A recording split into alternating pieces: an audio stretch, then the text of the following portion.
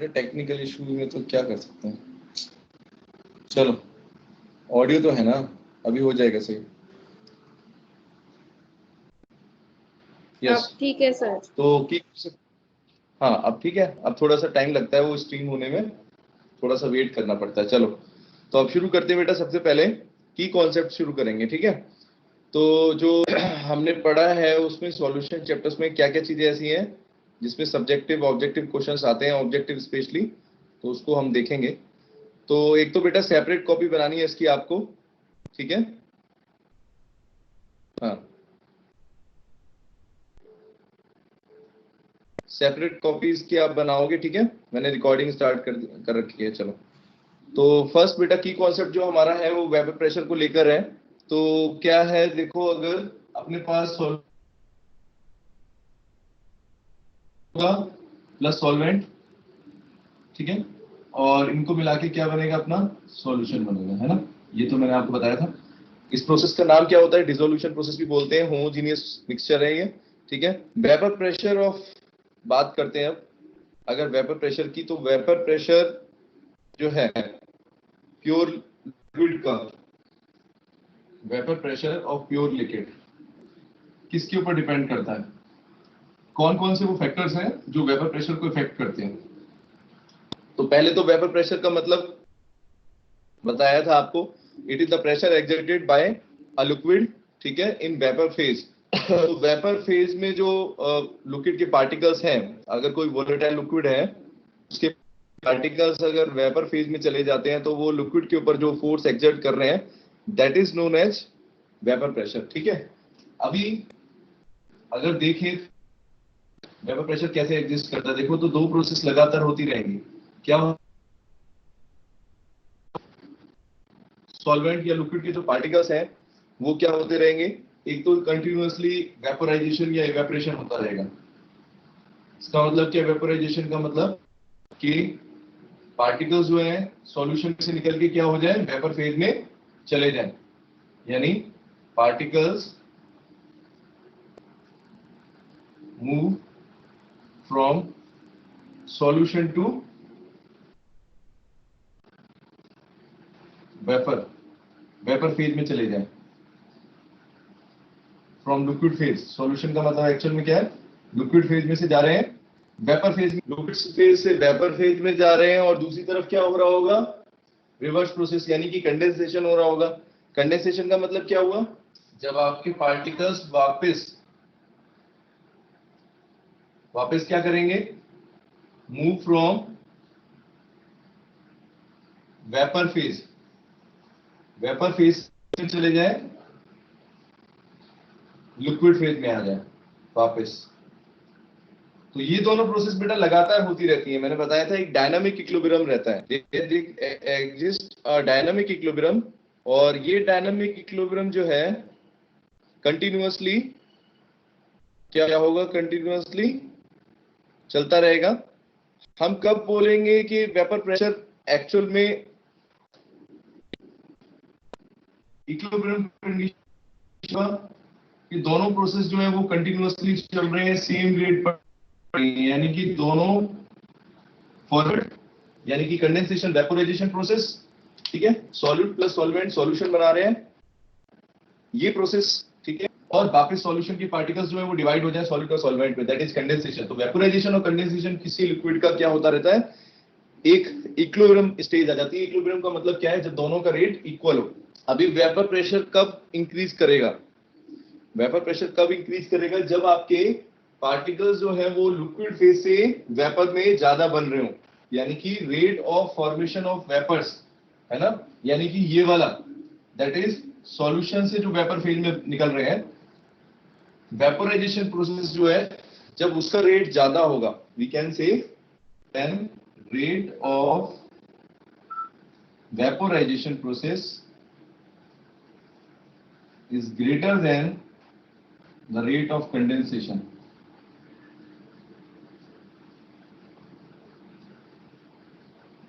तो क्या बोलेंगे आप कि वेपर प्रेशर क्या हो रहा है, इंक्रीज हो रहा है। Vapour pressure of a liquid increases. ये आया समझ में। इक्विलिब्रियम की कंडीशन जो मैंने बताई आप क्लियर है ना स्टूडेंट्स? और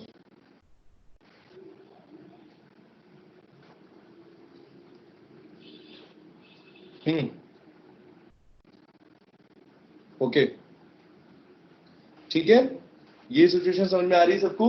किस तरीके से बेटा एक जो सॉल्यूशन बनने की प्रोसेस है, ठीक है, एक सॉल्यूशन है, या अगर लिक्विड की बात करें, अगर किसी एक लिक्विड की बात करो, अभी सॉल्यूशन की बात ना करें, तो अगर एक सॉल्यूशन एक लिक्विड की बात करें तो लिक्विड में दो प्रोसेस हो सकती है, वेपोराइजेशन हो सकता है, कंडेंसेशन हो सकता है।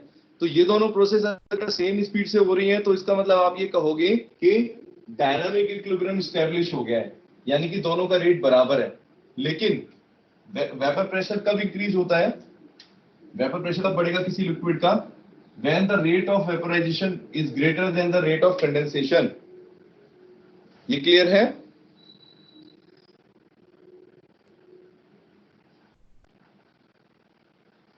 ठीक है, तो ये तो हुआ वेपर प्रेशर की बात, मैंने बताया ये इक्विलिब्रियम जो आपका वेपर प्रेशर है एक्चुअल में क्या है, हम क्या करते हैं, it is the equilibrium pressure exerted by the vapours on the liquid on the liquid surface by the vapours of the liquid. तो बताया, अगर डेफिनेशन देखें वेपर प्रेशर की तो क्या कह सकते हैं, it is the pressure exerted, it is the pressure exerted by the vapors of the liquid, by the vapors of liquid on the liquid surface। ठीक है, liquid surface liquid सर आप mute हो।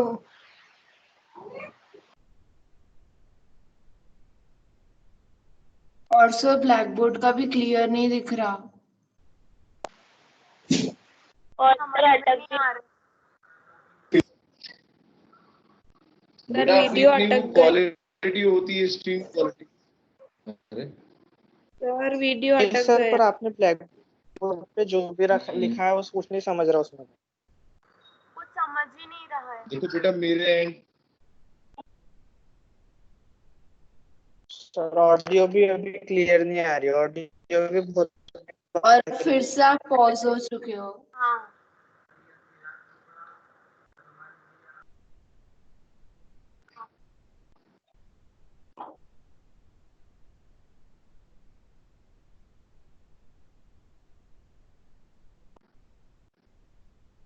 ओके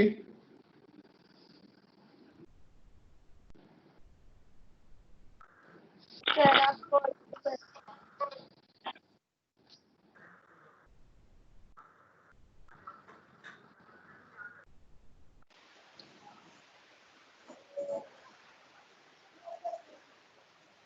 ओके अब ठीक है, पता नहीं क्या है। हाँ सर पर अभी आवाज ही क्लियर आ रही है बट ये नहीं दिख रहा ब्लैक बोर्ड। बोर्ड का नहीं दिख रहा। बेटा हाँ इंडिया का इंटरनेट है ये, हाँ अपना 4G नेटवर्क 5G भी ऐसे ही आएगा, चाइनीज नेटवर्क। सर एयरटेल का अच्छा रहता है। इक्विपमेंट अच्छा चाइनीज इक्विपमेंट है ना सारे 4G के, क्या करें, हम तो पूरा पे करते हैं लेकिन जो कंपनियां उनको तो बेनिफिट चाहिए ना। चलो अब अभी बोर्ड पे क्या लिखा है देखो, सीधे मैं बता देता हूँ आपको, वेपर प्रेशर के बारे में एक्सप्लेन किया है मैंने। तो सबसे पहले तो डेफिनेशन क्या है vapour pressure, it is the pressure है ना exerted by a liquid by the अगर कोई लिक्विड जो है वेपर फेज में जो प्रेशर एक्सर्ट करती है किसी, तो उसको हम बोलते हैं ओवर द सॉल्यूशन लिक्विड के सरफेस पर, it is the pressure exerted by the vapours of liquid on the liquid surface. ठीक है, वेपर्स जो एक्सर्ट करती हैं दैट इज, ठीक है, उसको बोलेंगे वेपर प्रेशर। अब वेपर प्रेशर के बारे में ये है जो यहाँ पर एमसीक्यू बन सकता है, ठीक है, इसके कॉन्सेप्ट के अंदर वो क्या है कि कब ये कंडीशन आती है कि वेपर प्रेशर जो है वो एक्सर्ट करेगा कोई भी लिक्विड मतलब कब उसका इंक्रीज हो रहा है, कब उसका डिक्रीज हो रहा है। अगर हम देखिए बेटा यहाँ पर दो प्रोसेस के बारे में बात है, एक वेपराइजेशन प्रोसेस है, एक कंडेंसेशन। वेपराइजेशन प्रोसेस तो क्या हो गई, वेपर बनने की प्रोसेस। वेपराइजेशन का मतलब क्या होता है, लिक्विड साउंड कम करो, वेपर प्रेशर में। हाँ अब क्या हुआ, ठीक है चलो, हाँ पूछना तो पूछो।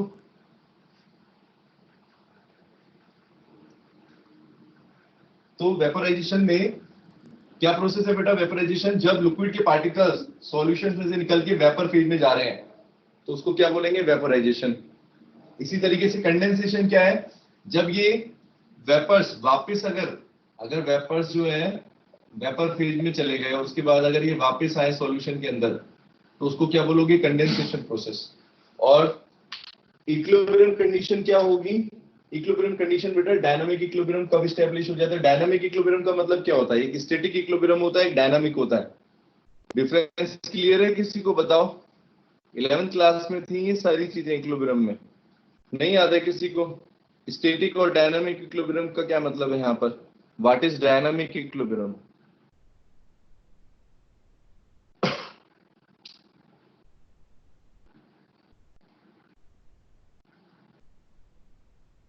डायनामिक इक्विलिब्रियम बेटा क्या होता है, जहां पर दोनों इक्विलिब्रियम स्टैब्लिश होता है। इसका मतलब ये है कि दोनों जो रिएक्शन है, फॉरवर्ड रिएक्शन और बैकवर्ड रिएक्शन दोनों हो रहे हैं यहाँ पर, और दोनों का जो रेट है वो इक्वल है।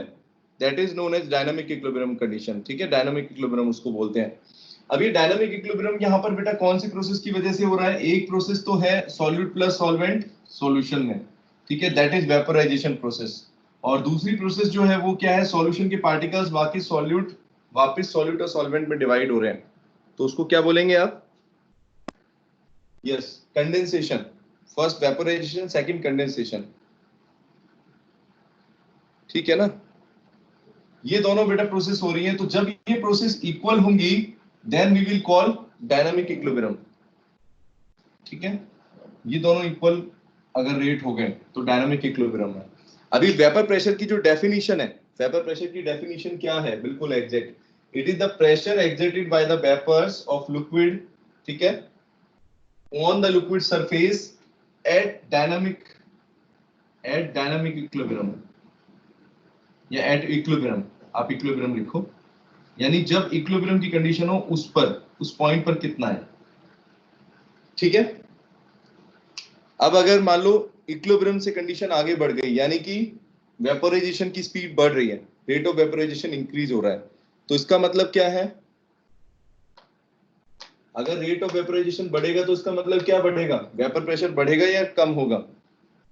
अगर वेपोराइजेशन का रेट बढ़ेगा, for example there is a question है, उसमें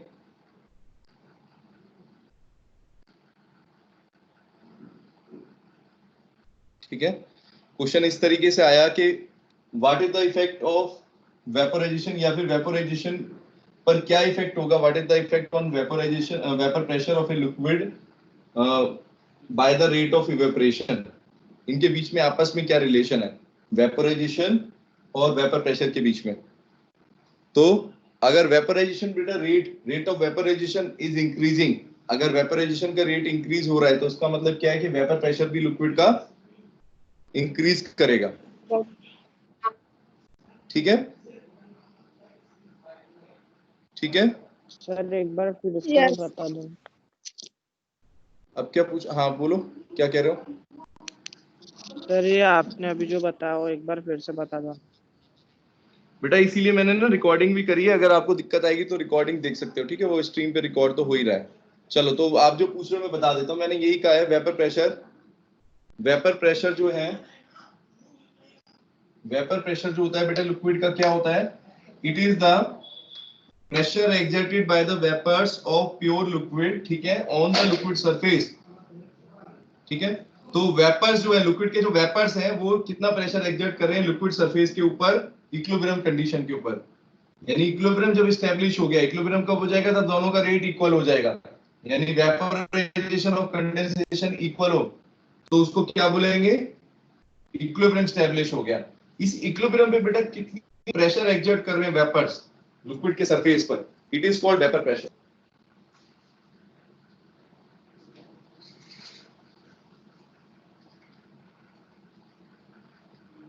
ठीक है। अब कौन से फैक्टर्स ऐसे हैं, what are the factors which affect the rate, which affect the rate of vaporization, या फिर वेपर प्रेशर जो है वो किन फैक्टर्स पर डिपेंड करता है। अब आप देखो, मैंने ये बताया बेटा, यहाँ पर एक चीज और बताई कि अगर क्वेश्चन पूछ लिया है कि vapour pressure of A increase decrease करेगा वेपराइजेशन, तो क्या कहोगे। अगर वेपराइजेशन ज्यादा हो रहा है, वेपराइजेशन ज्यादा होने का मतलब क्या है, वेपर फेज में जा रहे हैं पार्टिकल्स, वेपर फेज में जाके क्या करेंगे, प्रेशर को इंक्रीज करेंगे या नहीं करेंगे, वेपर प्रेशर को करेंगे। Vapour pressure of liquid will increase with the increase in rate of vaporization. ठीक है, अब हम देखते हैं नेक्स्ट, ये हो गया ना क्लियर। नाउ द फैक्टर्स, हाँ, factors which effect this vapour pressure, कौन कौन से फैक्टर्स हैं जो वेपर प्रेशर को इफेक्ट करते हैं। तो इसमें बेटा कई फैक्टर्स आपने पढ़े थे, हमने ये पढ़े, उसमें भी पढ़े हैं। नेचर ऑफ द लिक्विड था, नेचर ऑफ द लिक्विड में क्या पढ़ा है, ये क्या फाइल आई है रुको, अच्छा अच्छा, फर्स्ट है फैक्टर्स, लिख लो पहले, फैक्टर्स इफेक्ट।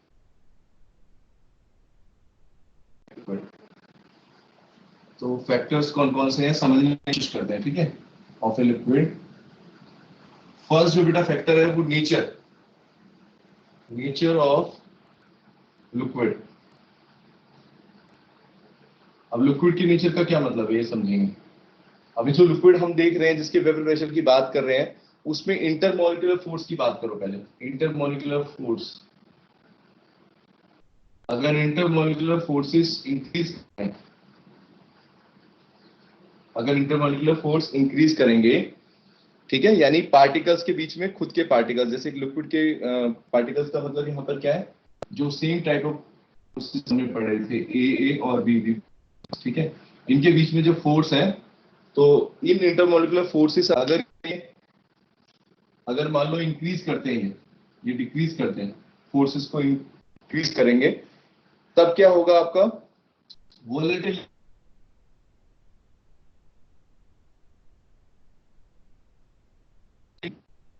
इंक्रीज करती है।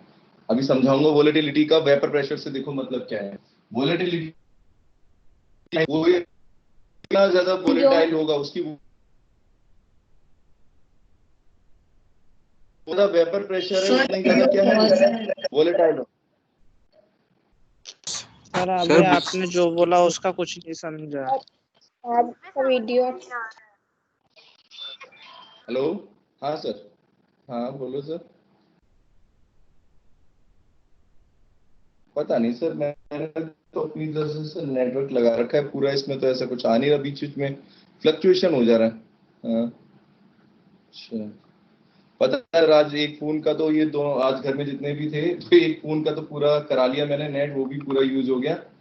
हाँ, और दूसरा भी दूसरे से चला रहा हूँ इसमें, तो लेकिन शो क्लियर कर रहा है, समझ में ही नहीं आ रहा क्या बात। देखो पूरा, हाँ मुझे तो क्लियर दिख रहा है, और मेरे में बीच में आ रहा था, लेकिन अभी तो नेटवर्क बिल्कुल क्लियर दिखा रहा है। अभी देखो मैं आपको इमेज भी भेज सकता हूँ इसमें, हाँ देखो, आपको देखो यहाँ क्लियर दिखा रहा है, समझ में नहीं आ रहा। अभी बीच में आ रहा था कनेक्शन, तो क्या पता है क्या कर सकते हैं, समझ में नहीं आ रहा। मैं तो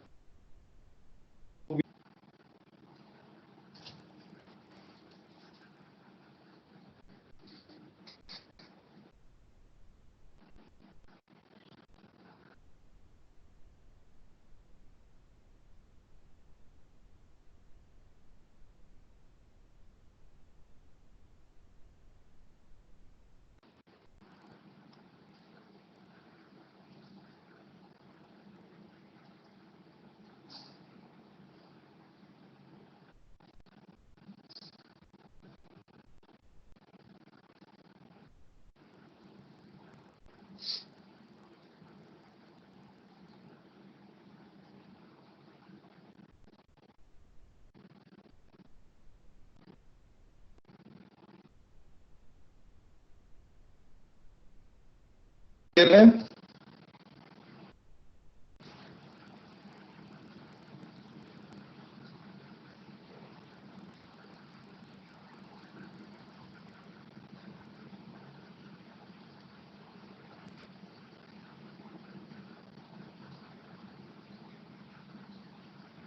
To move through shared presentation on their own. Allow participants to move shared presentation.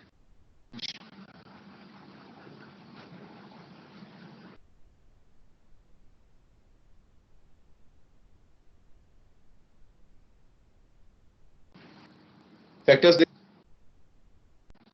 अभी क्लियर तो एक बार बता तो दो।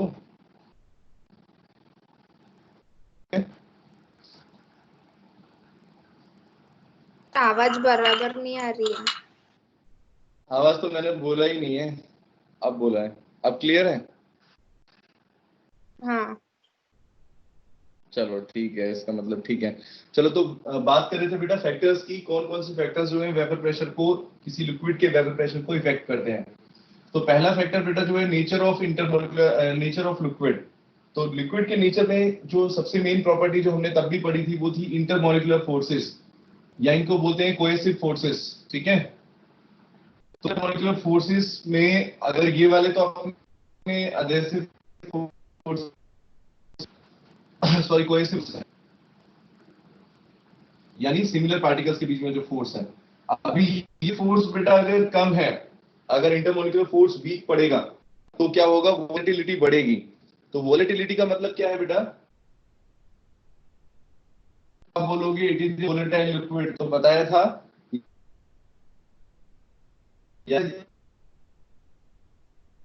ठीक है।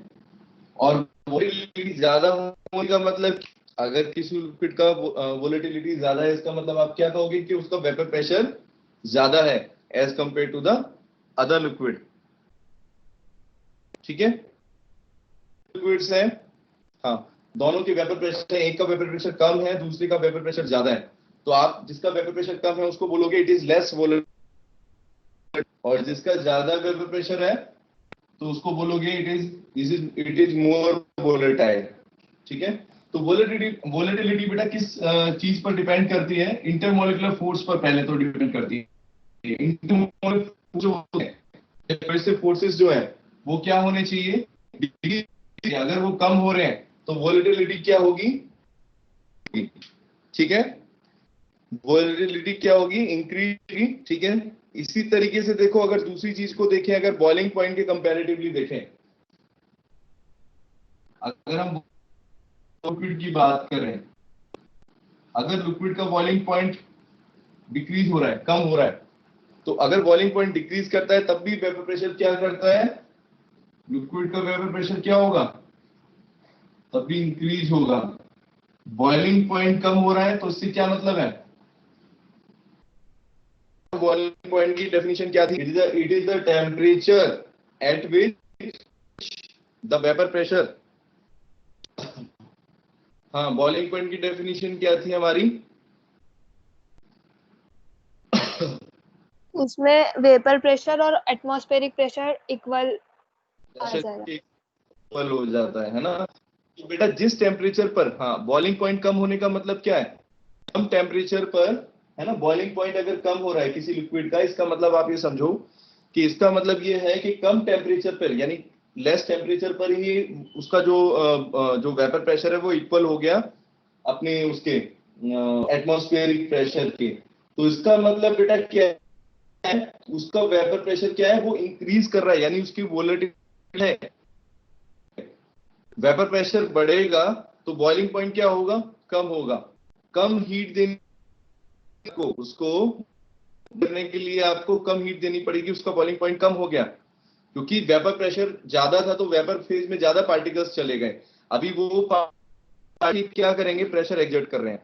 अभी जब प्रेशर एग्जर्ट करेंगे तो क्या होगा, एटमॉस्फेरिक प्रेशर के इक्वल जल्दी आ जाएगा। जो एटमॉस्फेरिक इक्वल टेम्परेचर होगा, वेपर प्रेशर होगा, वो इक्वल जल्दी हो जाएगा, वो कंडीशन जल्दी।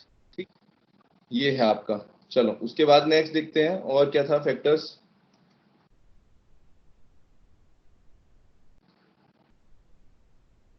तो इसके बाद है अपना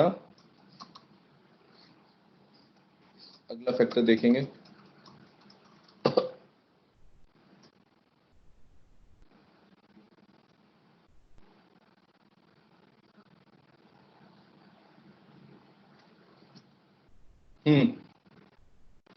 इसके बाद टेम्परेचर की बात करते हैं। बॉइलिंग पॉइंट बता दिया आपको, इंटरमोलिकुलर फोर्स। टेम्परेचर का क्या बताया था आपको?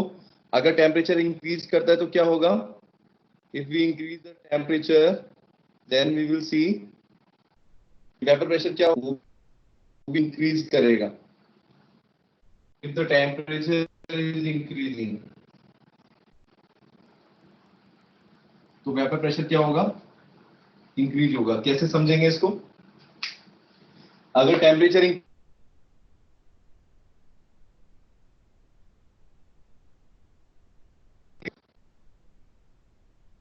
हीट प्रोवाइड होगी तो क्या एक्चुअल में आप क्या कर रहे हो? वेपराइजेशन के रेट को भी इंक्रीज कर दे रहे हो ना। तो लिक्विड जो पार्टिकल्स हैं वो लिक्विड फेज में जो हैं वो कहां चले जाएंगे? वेपर फेज में चले जाएंगे। है यस और नो? अगर वेपर फेज में चले जाएंगे तो इससे वेपर प्रेशर क्या होना चाहिए? इंक्रीज होना चाहिए। That means increase in temperature will result in increase in vapour pressure. ठीक है। अच्छा, और इसको अगर हम देखना चाहें कौन से इक्वेशन, एक इक्वेशन है जिससे हम इस वेरिएशन को समझ सकते हैं, और इस इक्वेशन को एक नाम दिया गया है that is Celsius Clapeyron equation. ठीक है। क्या इक्वेशन है मैं दिखाता हूं आपको। ये इक्वेशन है एक, ठीक है। कंपैरेटिवली अगर देखें तो P1 P2 that is P2 upon P1 ये किसके इक्वल होता है? Delta H vaporisation. बताएंगे क्या है? डेल्टा पी हो गई, एलपी अपॉन में इनटू में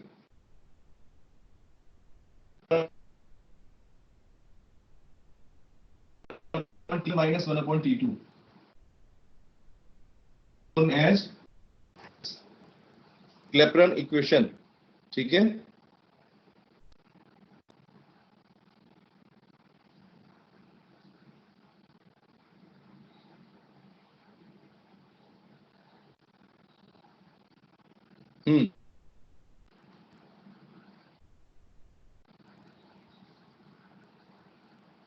Celsius क्लैपेरॉन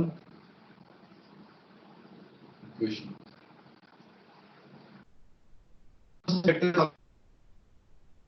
लॉग दिख रहा है, natural log P2 bye P1। P1 का मतलब क्या है? दो कंडीशंस हैं। P2 और P1 का मतलब क्या है? Vapour pressure. दो अलग अलग कंडीशंस के ऊपर। फर्स्ट कंडीशन इनिशियल कंसंट्रेशन पर P1 है और फाइनल कंसंट्रेशन पे मान लो P2 है वेपर प्रेशर। दो अलग अलग कंडीशंस हैं। और बीच में क्या दे रखा है आपको? Delta H vap. इसका क्या मतलब है? वेपोराइजेशन की इंथैल्पी है ये। It is the enthalpy change, enthalpy change during vaporisation. तो जब वेपोराइजेशन हो रहा है ना, इस वेपोराइजेशन प्रोसेस के बीच में कितनी इंथैल्पी में चेंज आया, कितनी इंथैल्पी उसकी चेंज हुई है। इंथैल्पी दैट मींस एनर्जी से ही कि जैसे ही है इंथैल्पी भी। ठीक है ना। इंथैल्पी चेंज कितना हुआ है ये क्वेश्चन में जैसे आपको दिया रहेगा इक्वेशन में, delta H vaporisation enthalpy. R हो गया कांस्टेंट, गैस कांस्टेंट होता है। T1 T2 बेटा प्रेशर की कंडीशंस है। मतलब कि अगर जब इनिशियली मान लो P1 है तो उस पर वेपर प्रेशर मान लो P1 है तो टेम्परेचर कितना है? T1 है। और इसी तरीके से अगर P2 वेपर प्रेशर है फाइनल तो उस पर कितना वेपर प्रेशर है? टेम्परेचर कितना है? T2। ठीक है। तो ये इक्वेशन बेटा क्या दिखा रही है? रिलेशन दिखा रही है। एक तरफ प्रेशर है, एक तरफ टेम्परेचर है। तो क्या दिखाई दे रहा है यहाँ पर? टेम्परेचर अगर बेटा इंक्रीज कर रहा है तो वेपर प्रेशर इंक्रीज करेगा। और अगर हम दो कंडीशंस लेके करना चाहें तो इस तरीके से इस फॉर्मूले का यूज कर सकते हैं। लेकिन उसके लिए हमें कुछ चीजें जो है वो देख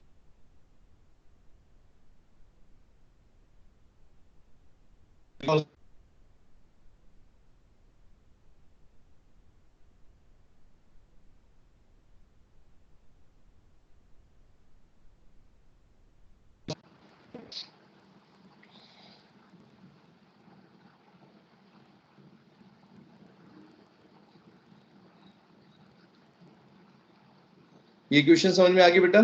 दूसरा फैक्टर जो मैंने बताया कैसे इफेक्ट करता है, ठीक है।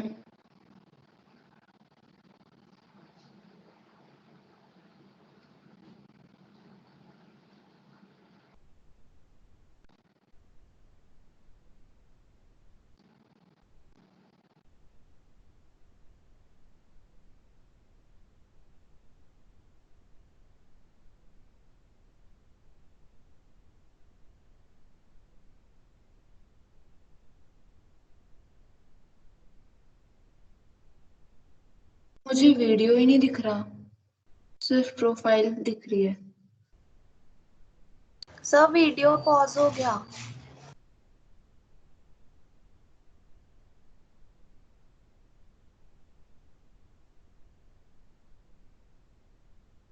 सर कुछ भी विजिबल नहीं है।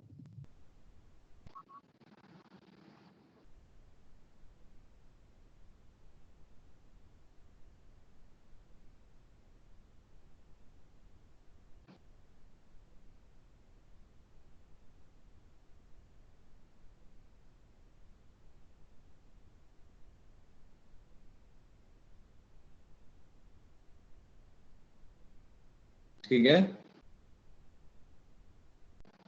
नहीं सर अभी भी एक वीडियो फैक्टर है इसमें प्रेशर, यानी Yes, एक्सटर्नल प्रेशर का मतलब, हाँ क्या हुआ?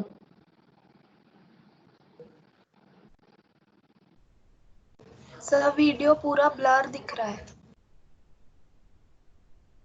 बेटा क्या बताऊं, मैंने तो अपनी तरफ से कर रखा है, डिस्कनेक्ट भी कर करके देख लिया है, दोबारा फिर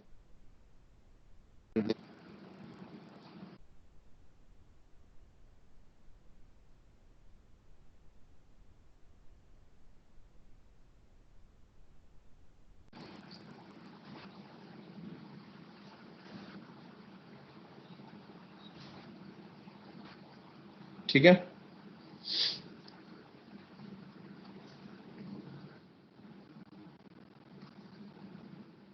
सर आवाज आ रही है अभी।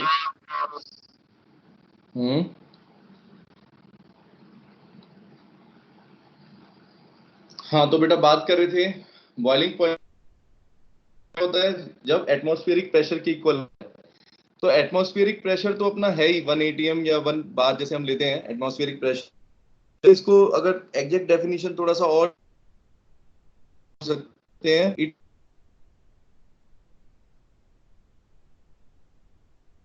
ऑफ बिकम्स इक्वल, क्या इस लिक्विड के बाहर का जो प्रेशर है, जिस सॉल्यूशन की आप बात कर रहे हो सिस्टम से अगर बाहर की बात, तो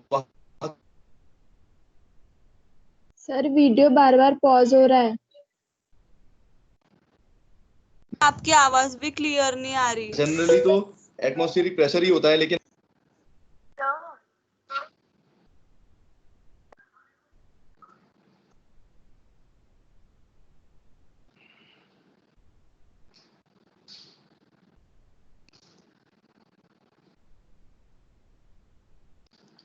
तो बेटा क्लैपेरॉन मैंने जो इक्वेशन बताई है कैल्सियस क्लैपेरॉन इक्वेशन, ठीक है, इसमें क्या है, प्रेशर का रिलेशनशिप है टेम्परेचर के साथ, ठीक है।